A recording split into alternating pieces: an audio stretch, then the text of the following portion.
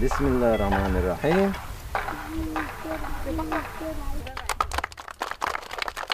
У воспитанников детского сада имени Дики Кадыровой теперь есть свой мини-город. Главная задача ребят – правильно по нему передвигаться. Следить за порядком передвижения маленьких горожан пятилетний Али Чуликов. Он сегодня играет роль инспектора дорожно-патрульной службы. Али, скажи, пожалуйста, а что входит в обязанности инспектора ДПС? Зачем он следит? Чтобы аварию не сделать. И что нужно сделать, чтобы аварии не было? Остановить. Нарушителя, да? Как обозначен пешеходный переход и на какой свет нужно переходить дорогу. На специальной детской площадке для обучения правилам безопасности созданы все условия. Здесь есть мини-школа, жилые дома, светофор и самое главное – дорожная разметка. Воспитанники с большим удовольствием проводят время в городке.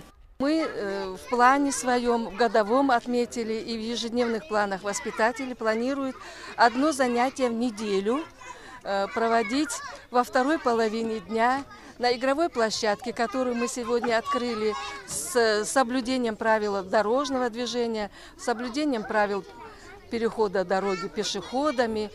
Подобные площадки созданы во многих детских садах республики. По словам сотрудников дорожно-патрульной службы, это способствует снижению ДТП с участием детей.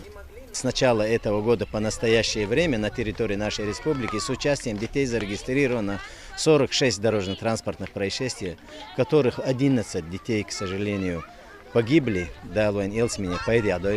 и получили ранения различной степени тяжести 51 ребенок.